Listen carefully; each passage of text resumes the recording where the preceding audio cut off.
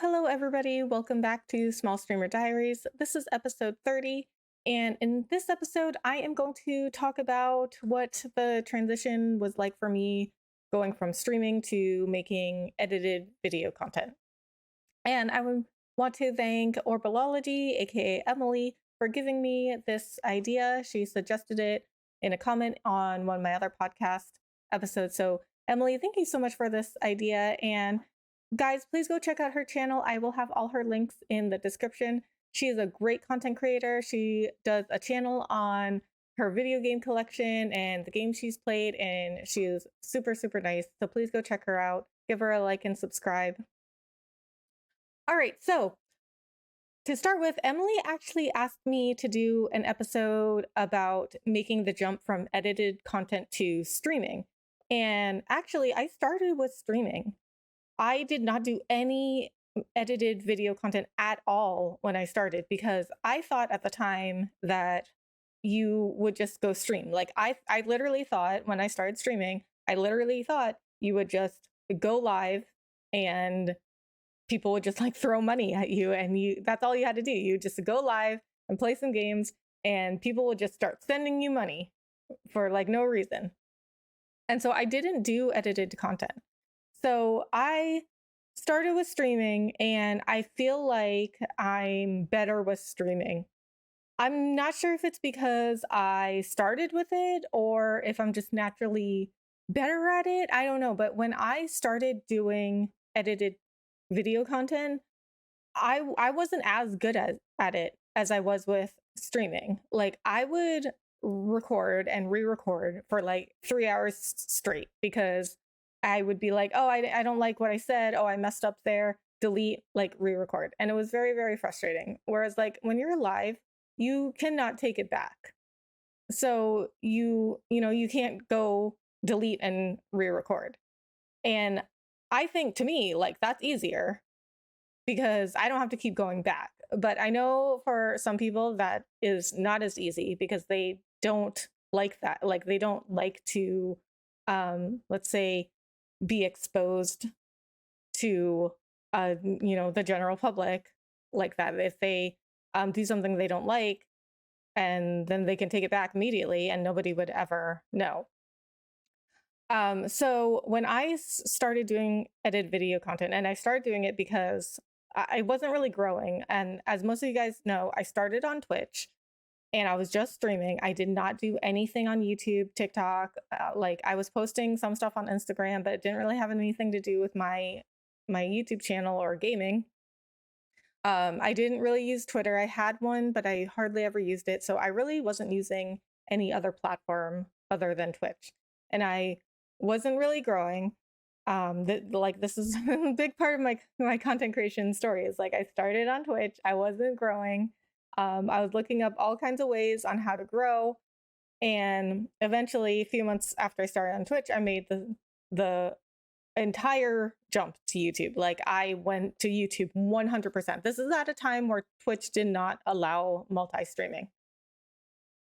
So when I was looking up how do I grow my streams, most of the advice, like 99% of the advice I got was like, go onto a different platform and create content there and then bring your audience over to Twitch. And one of the biggest recommendations was like doing YouTube because YouTube has such a good discovery algorithm.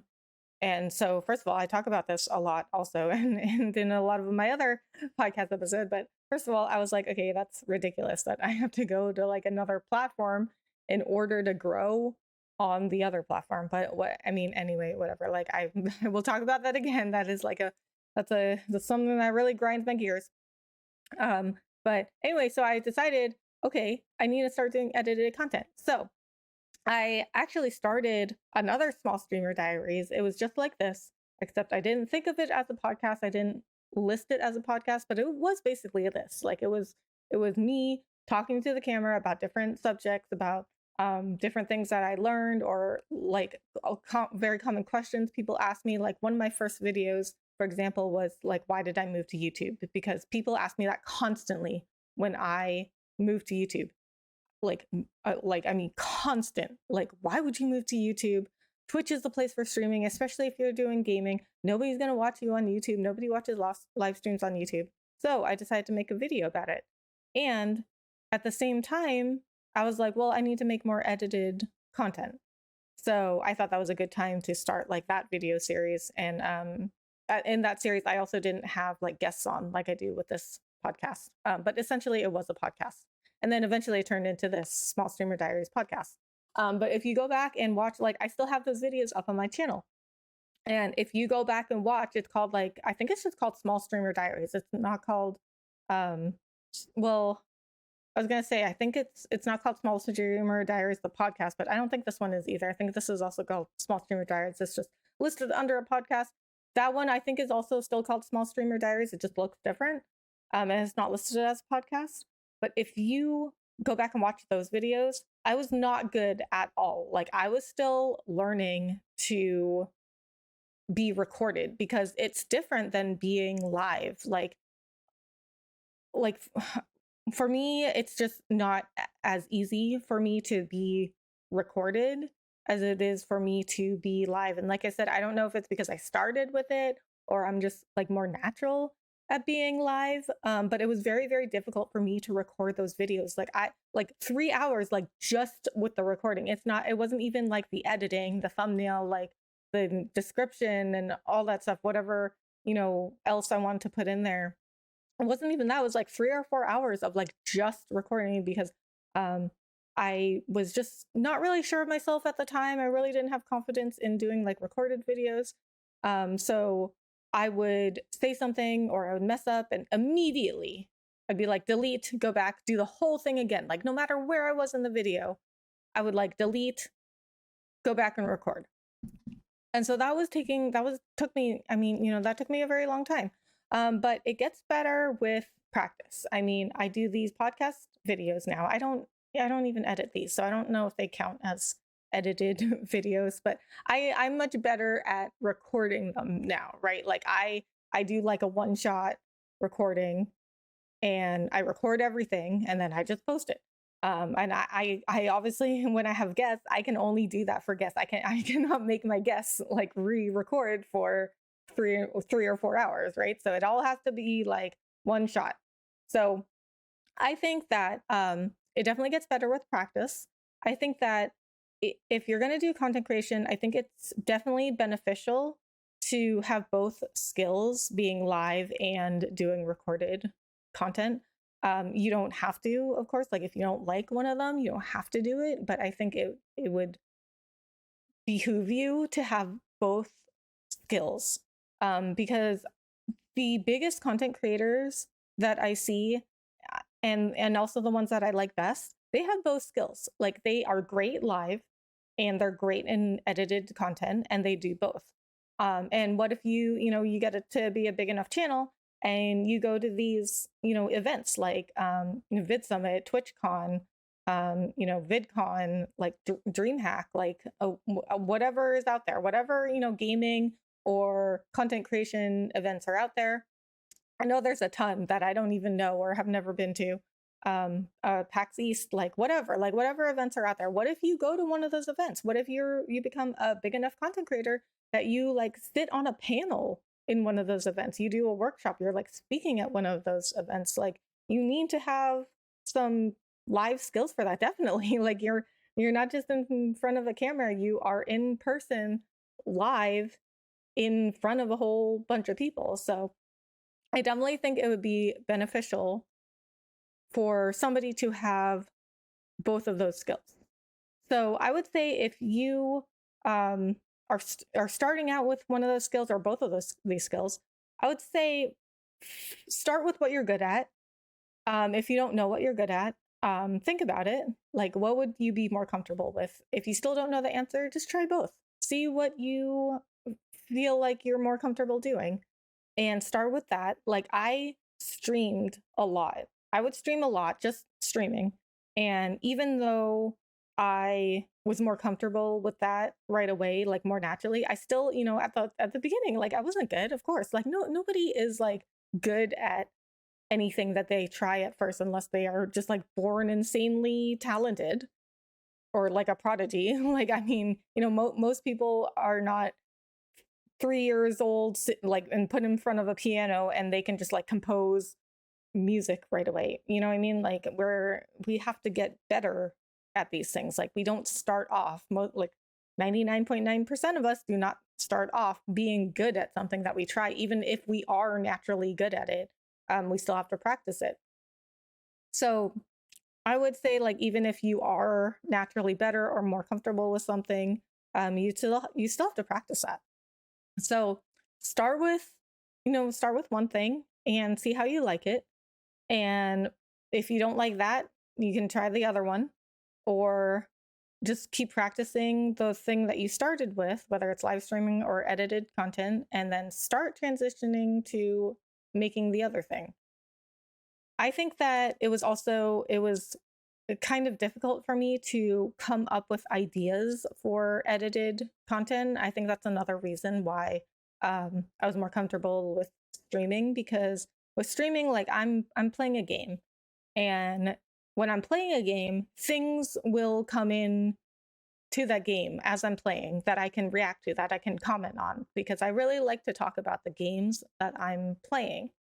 And I like to do that as I'm going along. It is more, it's easier for me to do that while I'm going along with the game, instead of like playing the whole game and then like writing out everything I want to say and then editing that into like a whole, like, whatever, like a 5 to 10 minute video of like what I want to say about that game. I like to do it better where I am like reacting to the game as I'm playing it.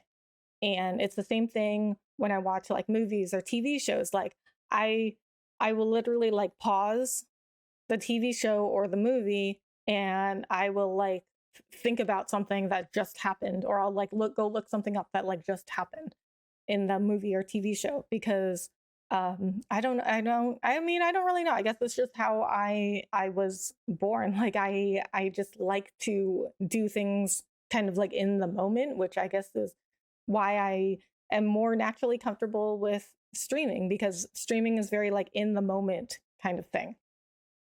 So I would also say, um, treat them differently. Like, you can't treat them exactly the same, because they are different kind of mediums. Like, when you are live, it's more candid and it's more like personal with viewers. So it's more like you are having a conversation with somebody. And if you mess up, if you like do something funny, you like do something like crazy on stream, and you're like, oh my God, that was so embarrassing. That's actually like the best live content, because people like to see like real people, like people that are authentic, that are just like being themselves. And I'm like a very open, honest person.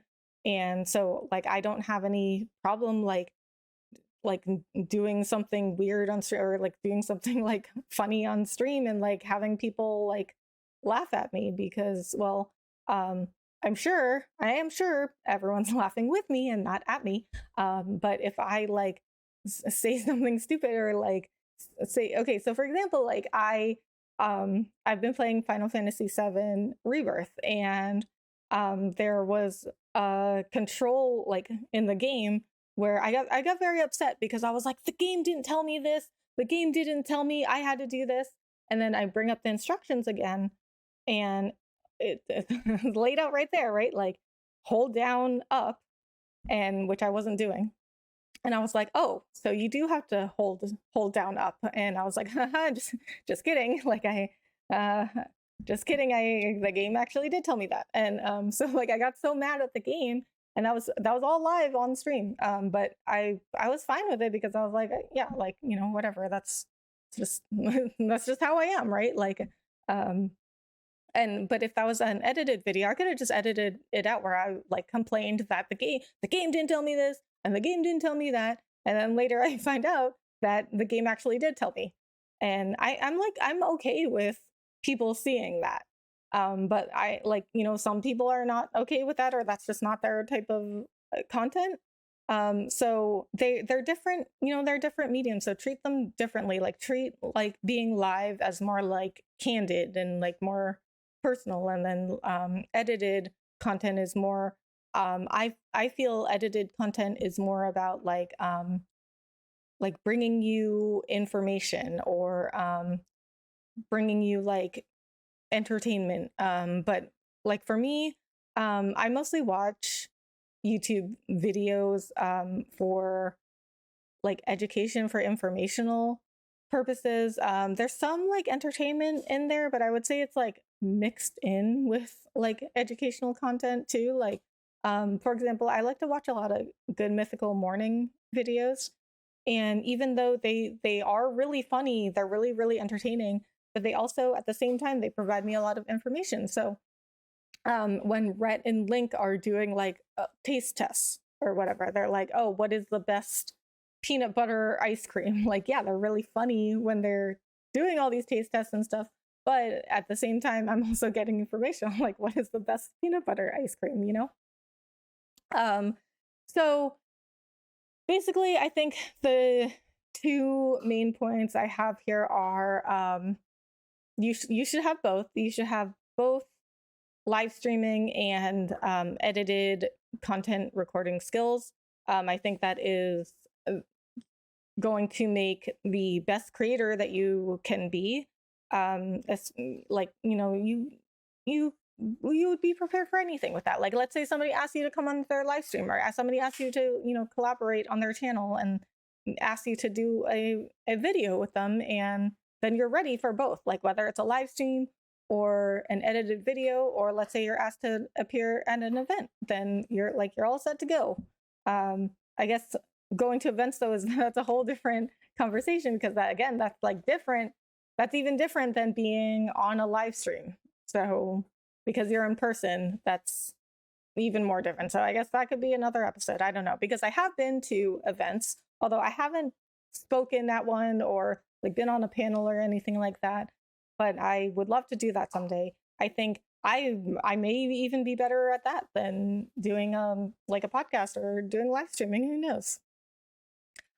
So I think it's definitely beneficial to have both skills as a content creator. You never know what is going to happen, and the more types of content that you can create for your channel, the better.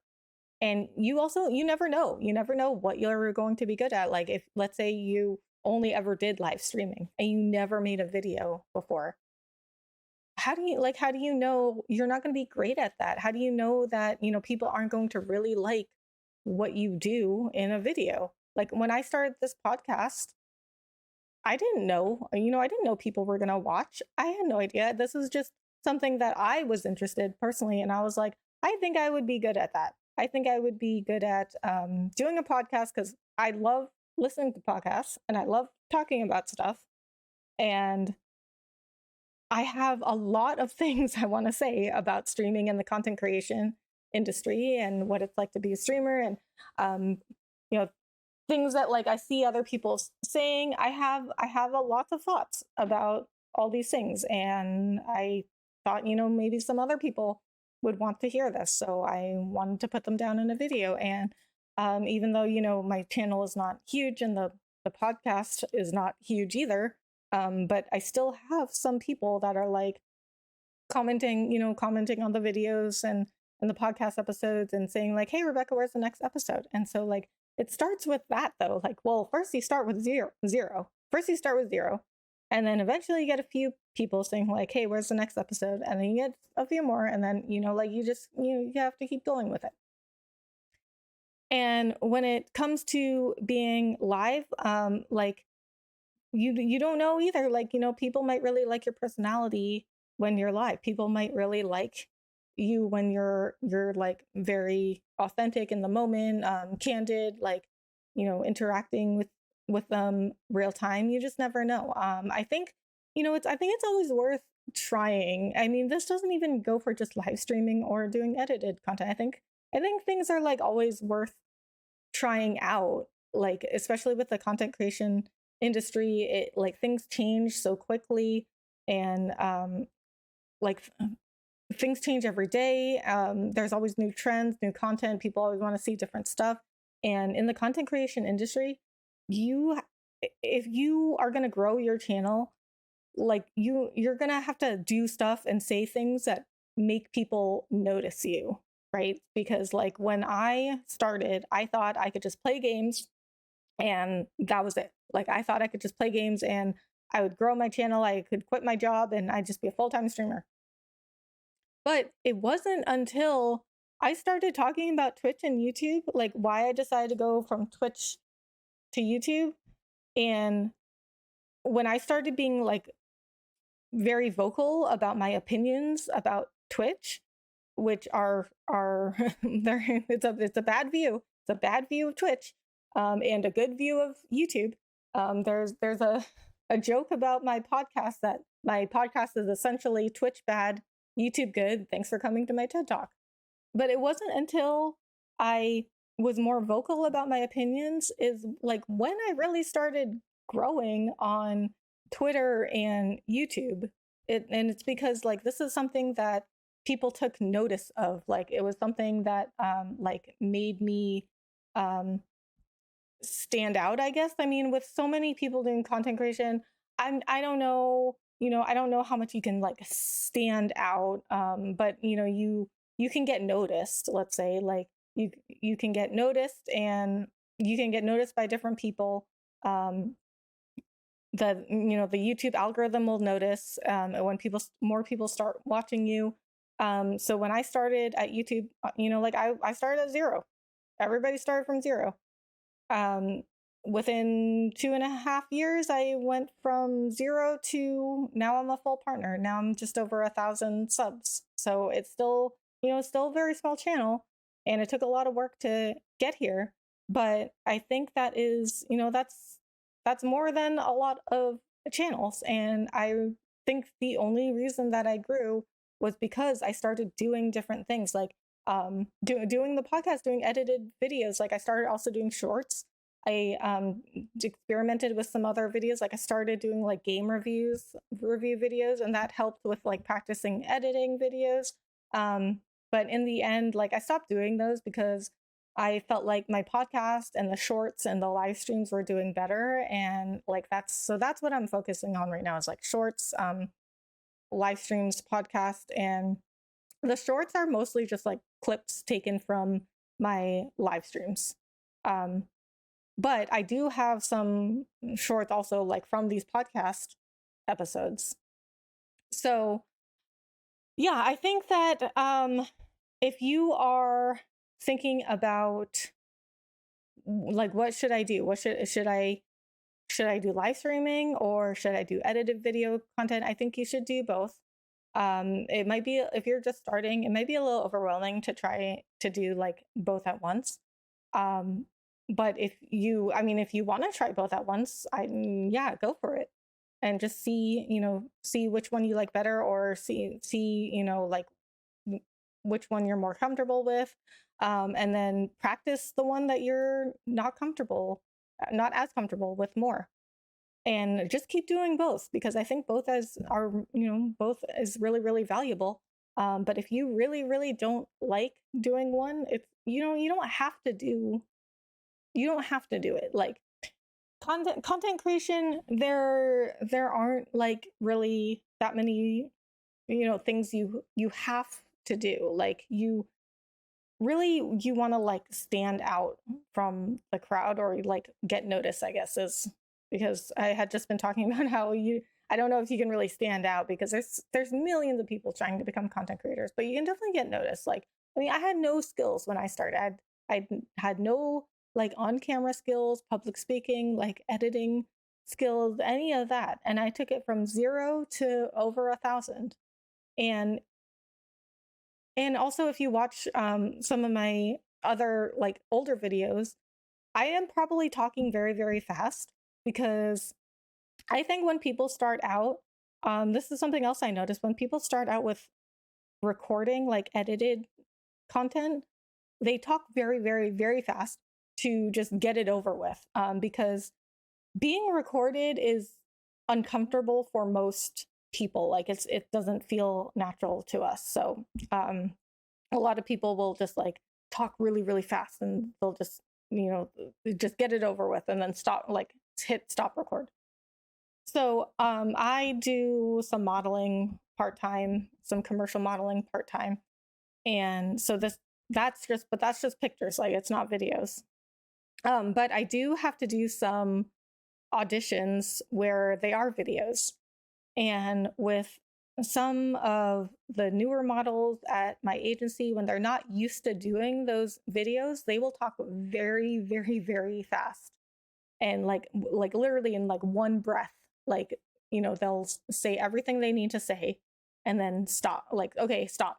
But like it's you just have to practice. Like I had to practice that because I did the same thing. I would like run through it so quickly. Like so a lot of times in an audition, what you have to do is a slate, which is stating some basic information about yourself, and the client will ask for, depends on the client, they'll ask for different things. Like maybe they'll ask for your name, like height, shirt size, shoe size, or like, I mean, whatever, like whatever they want to ask for. So what I used to do would be like, I'd be like, hi Rebecca, my shirt size is a small, my shoe size is an 8. And it would be just like that. And that's no way to record a video. Like I sound very nervous. But it just took a lot of practice. And that's what I had to do with edited video. Well, I have to practice with editing too. But that's what I had to do with edited video content. When I recorded myself, I would have to just practice a lot. I'd have to slow down. And the more I did it, the more comfortable I got with it. Just like anything else, right? Like the more you practice, the more comfortable you will be with it. So I guess if you take anything out of this podcast episode, I would say I think that everybody as a content creator should at least try both live streaming and edited content. I think it would only benefit you to have both of those skills down. Like the more types of content you can practice and master and post out there, the better it is for a creator. Okay, that's going to do it for this episode. Thank you, Orbology, or aka Emily, or Orbolology, aka Emily. Thank you so much for this podcast episode idea. I really appreciate it. Please, guys, please go check her out. She's awesome. She's super, super nice. And she does a great channel. Please go check her out. All right, guys, thank you so much for watching, and I will see you in the next episode. Bye.